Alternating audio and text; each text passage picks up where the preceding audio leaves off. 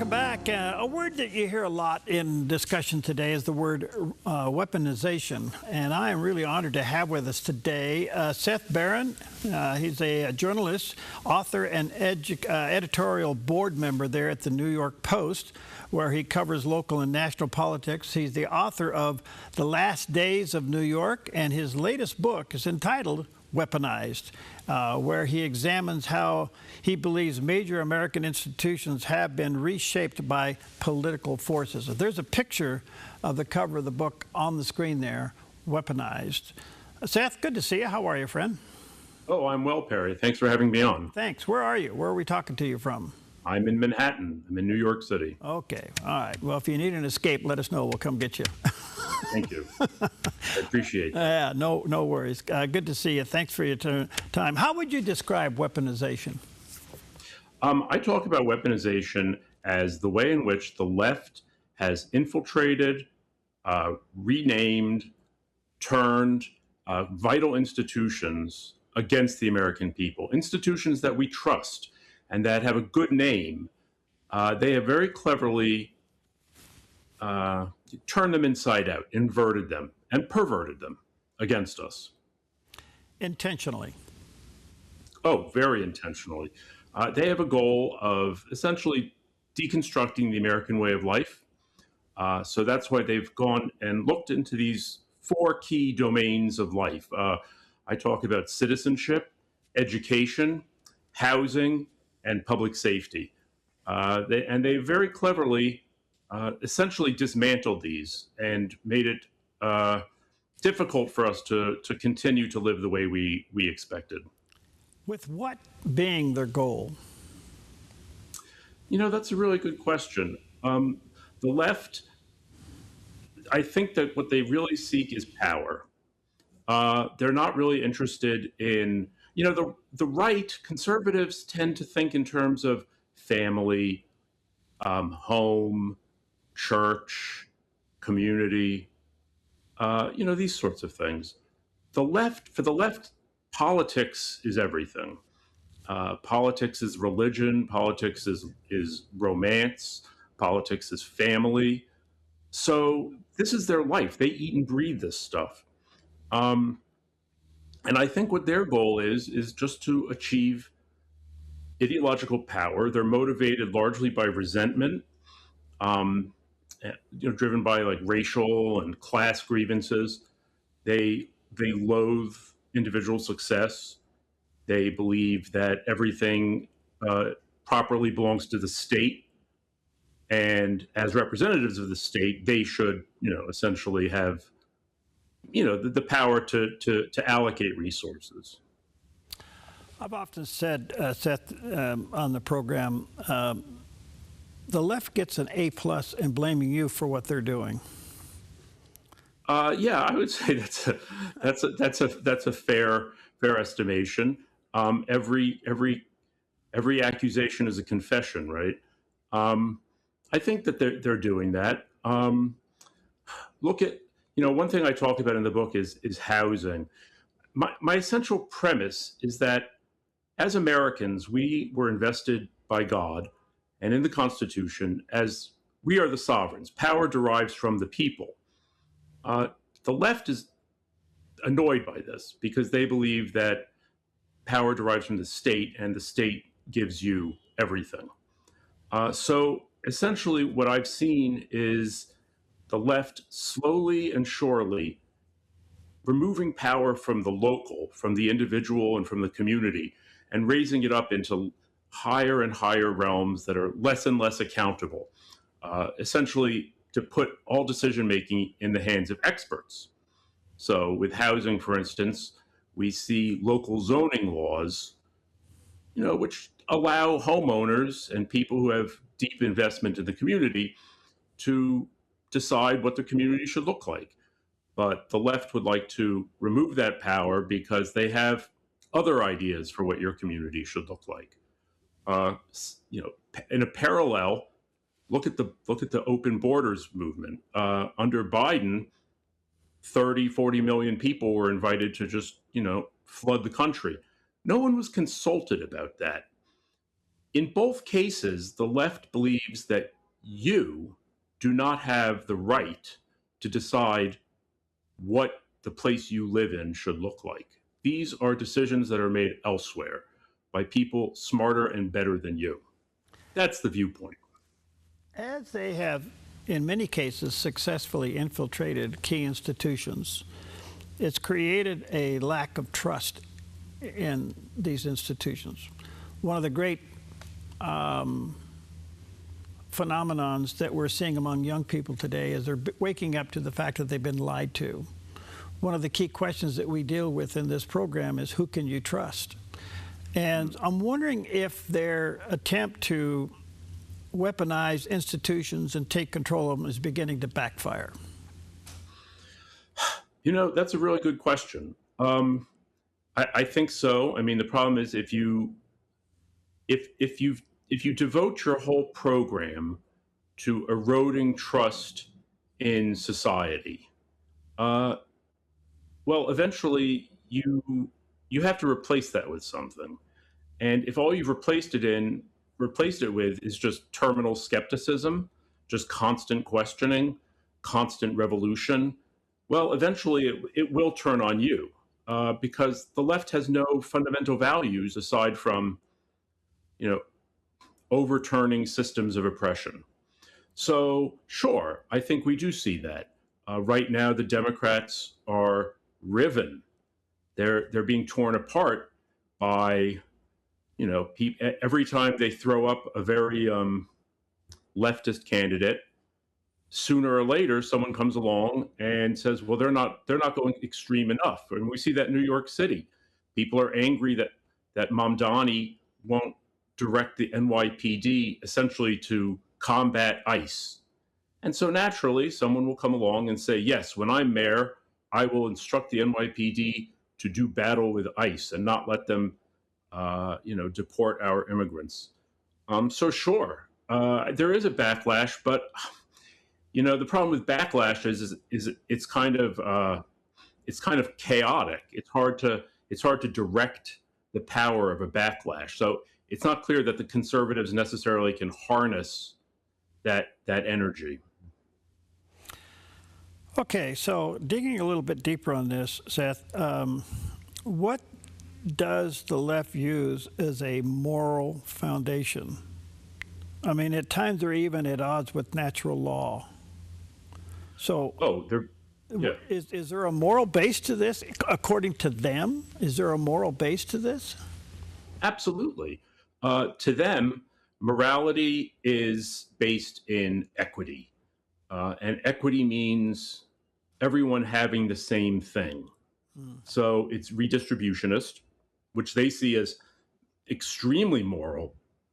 And it's all underwritten or shot through with this idea that race and other immutable characteristics like, sex, I guess sexuality, nationality, skin color, that these things are ultimately dispositive of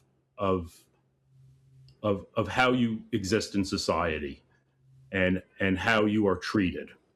So undoing systems of oppression for them, which is really the number one goal, that begins by looking into what they see as the prevailing ideology, which is white supremacy, and undoing that and fighting it in every corner of existence. And they find it wherever they look, unsurprisingly. So they see that as the highest morality. Giving up, they see it as a kind of like treason to, there's a book called Treason to Whiteness is the highest human goal, essentially. So is embracing humanity, I think. I would say that that's the essence of their morality. It's all based on, overturning oppressive ideologies. Okay. At the cost of denying natural law? Oh, absolutely. I mean, they don't believe in natural law. They see law strictly as a cudgel that the wealthy and the powerful use to impose their will. They don't, I mean, they don't believe in natural law. They don't believe, I mean, they're largely atheistic. So to them, it's all just a question of power. Like, how can you engage and disrupt structures of power and basically seize it? It's a zero-sum game for them. And ideas about morality, the innate dignity of man, the innate, like the God spark within us. This is not important. This is not relevant.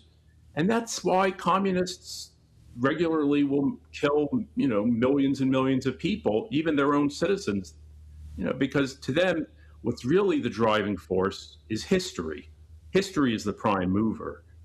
And, they have this vision of an idealized society that has nothing to do with God or has nothing to do with the spirit. The only spirit is the world spirit, which moves through history. So what do they look to as a success, as an example of success? I mean, every country that's tried this fails. Every leader that tries this fails. Are they thinking now that they're the exception? Well, that's the beauty of it, isn't it? I mean, you can never tell them that it's been tried, because they can just say, well, no, that was imperfect, or Cuba would be great if it weren't for the U.S. Iran would have been terrific if only they had let Mossadegh stay in power. Essentially, the U.S. is, in their mind, going around and racism, destroying everything. So until, like I said, I know I keep repeating this, but until all systems of oppression are gone, you're not going to be able to really witness the fruits of the communist endeavor. So, I mean, look at the way the teachers' unions have seized control of the schools. And to them, it doesn't matter if the test scores aren't any good, or if the kids graduate and they can't read. That's fine. That's good news. All that means is, well, you're not giving enough money to the schools. If we would fully fund the schools, things would be better. As long as you're just always looking for a root cause, you never have to assign blame. Brandon Johnson is the mayor of Chicago. He was a product of the teachers' unions. And when he came in, they had something called Accountability Mondays, where they would get together, his office would get together on a Monday and kind of go over the weekend's harvest of murders and whatnot, and figure out what to do. And he canceled it. He said, there's no accountability here. Nobody's accountable for any of this. This is all based on social root causes. We have to get to the root causes of these things. And until then, I'm not taking any blame.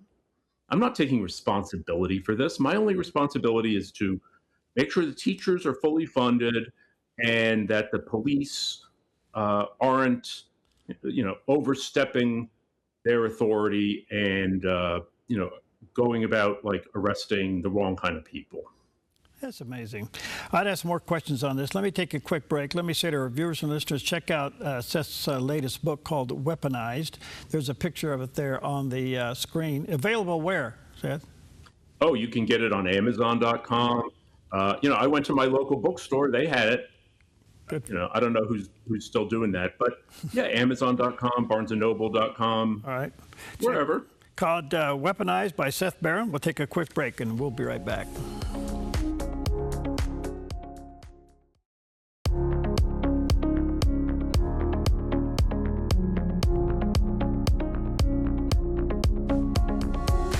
Okay, welcome back, and such an honor to have with us today Seth Barron. He's a journalist, author, and he's also on the editorial board of the New York Post. His latest book is a must-read called Weaponized. There's a picture of the cover of the book. You can get it online there at Amazon, Barnes & Noble, and pretty much talks about how the left has weaponized all the major agencies and institutions out there, and what does it mean and where is it going. I want to just come back to one thing a little bit here, Seth. It appears that some of this is really starting to backfire. I've had George Barron on quite a bit, and he's quite a guy, as you know, and he researches a lot. But he's tracking something that's really interesting, and it continues to be consistent. And that's young men are leaving this nonsense. They're not only investigating faith, but they're angry now that they've been lied to. So it seems like there may be a breaking point in the nonsense, and they don't seem, I say they, these radicals on the left, can't get past the Trump derangement syndrome. I mean, it's a real thing. It does impact them. The combination of the two has made them look silly, stupid, ridiculous. Is there an end to this, you think? Well, you know, it's a good question. And like I said, there is a backlash. And yes, young, you know, I've read, there's articles about young men returning to the church or, you know, going to church for the first time, embracing, you know, religion, traditional modes of being. You know, but then at the same time, you've got folks like this guy up in Maine, this pretend oyster farmer who walks around with a giant Nazi tattoo for 20 years and then pretends he didn't know what it was. And, you know, he's catching on, even though his opinions are ruinous, like he's a communist. Listen, here's the thing. The left has played a shell game with us. There's this old phrase, think globally, act locally. And that has a seductive simplicity to it. Oh, yes, we think about the big picture and then we work in the little picture.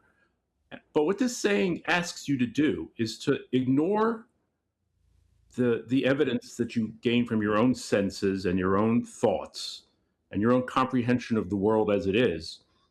And it says, hey, we've got some folks over here who've already figured out the big picture. They've worked it all out. We'd like you to take this and insert it into your brain and act like that from now on. So, yes, we mustn't use any fossil fuels. Yes, even though it seems to you that women are women and men are men, well, actually, this has all been rebooted. And no, women can be men, men can be women, and you just have to go along with it.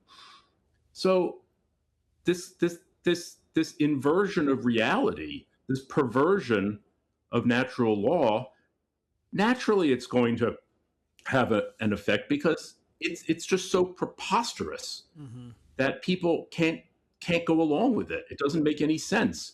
So, you know, effectively the left wants to, you know, destroy everyone's capacity for thought. I think that a lot of the stuff with the trans, like, if you can convince people that men are women, well, you can convince them of anything. And that, I think the confusion is the point. Yes, they would like to, you know, there's certainly people who are invested in gender, this and that. But I think the real point is just to confuse people immensely. If you can convince them that men are women, you can convince them that it's better to, like, you know, live in a shoebox surrounded by, you know, 500,000 other people. You don't have a car. You just walk to work and walk home.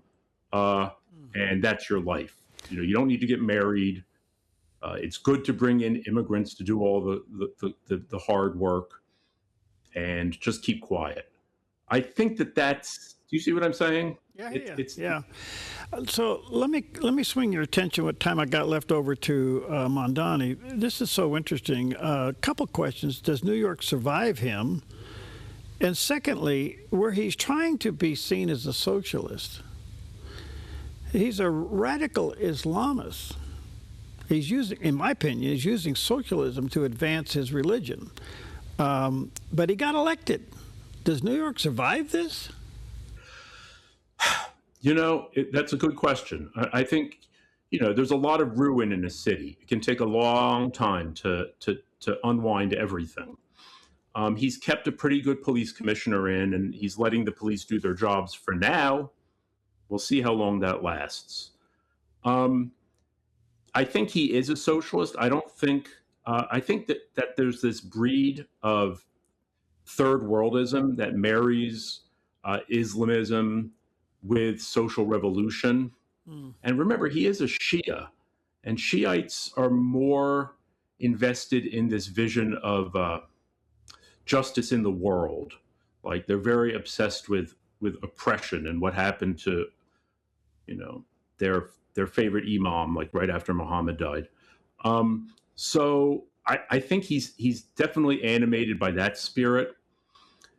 New York is going to face really tough times. He has this sense that money is just something there to be taken back from the left views money as all theirs, and you get to keep some. That's their view of taxation. Same way they view children. Like children belong to the state. You can feed them and clothe them, but the state ultimately owns them, and will tell them what to think. Mamdani is a hard case. He has this strange charm. He's kind of dazzled everybody, but or some people anyway, his followers. I mean, do I think he's going to start demanding that we all pay the jizya, like the tax for the unbelievers? Well, probably not. But I agree with you that there's something very creepy going on with this guy. Yeah, it just, but on the other hand, New York did elect him, and you kind of go, okay, what do you? Well, New York has changed. It is now about 12 or 13% Muslim, which 25 years ago, who would have thunk? There was no inkling that this was going to happen. There's a lot of young people who are frustrated, who believe that everything should be free for them. And that they should be entitled to live in the coolest neighborhood and pay $500 a month and work maybe 20 hours a week and hang out and so forth. And then there's a huge number of people in the city who are completely dependent on rental assistance, free healthcare, free food, free transit. So if you're going to promise them more of that, well, why wouldn't they vote for him? And that's what he did. I mean, he's very much a demagogue. But yeah, he was elected, but not by a huge margin. He didn't, he won, I think, 50.2% of the Democrat primary. So I think he will have a difficult time getting reelected, though it's hard to say. So from your point of view, I only got about a minute and a half left. What happens to California? What happens to Seattle? What happens to Minneapolis? What happens? I mean, these places are headed for destruction. They have ruinous policies, fiscal policies. They're chasing out all of their productive people, and they just keep saying, no. What we have to do is to make things more affordable for people who don't really have any money to begin with and who don't really pay for things. We have to give them more free stuff. It's a strange calculus. A place like California, you're going to wind up with, it's very feudal. You're going to have some people, like a handful of people who have over $100 billion, and they don't really care if they have to pay some taxes. And then you're going to have, this massive population of serfs, people who are just dependent on the state and don't really care. And anyone in the middle is going to flee to places like Florida. So you were just talking to the lieutenant governor. Florida, Tennessee, Georgia, anywhere that does, or Texas, anywhere that doesn't have this crazy socialistic point of view. I think those states are in for a tough ride. Yeah, we're real close to California. We're watching this. It's interesting. At the end of the day, somebody said they're like 48 days away at any given moment from bankruptcy. I mean, and this guy wants to run the country. Newsom. Yeah, it's crazy. What do you want people to get from your book? I'd like people to get the sense that, as opposed to thinking globally and acting locally, it's time to think locally and act locally. The time is late, but it's not over. We still have a chance to reclaim America. The charter school movement is a great example of how that can happen. We have pushed back against defund the police. We need people to wake up in their neighborhoods. And Trump closed the border. It wasn't that hard. So there is a chance, but we have to be as vigilant and as at the ready as the left always is, because they don't sleep on it. We tend to take a victory and then go back to our families and our homesteads. Yeah. Thank you for your time. Appreciate it much. Let me say to our viewers and listeners, check out his book called Weaponized. It's available at Barnes & Noble there and online at Amazon. His previous book, The Last Days of New York, you may want to check that out. And you'll see his writings there in the New York Post as well. Thank you, Seth. God bless you, friend. Let's stay connected. Thank you, Perry.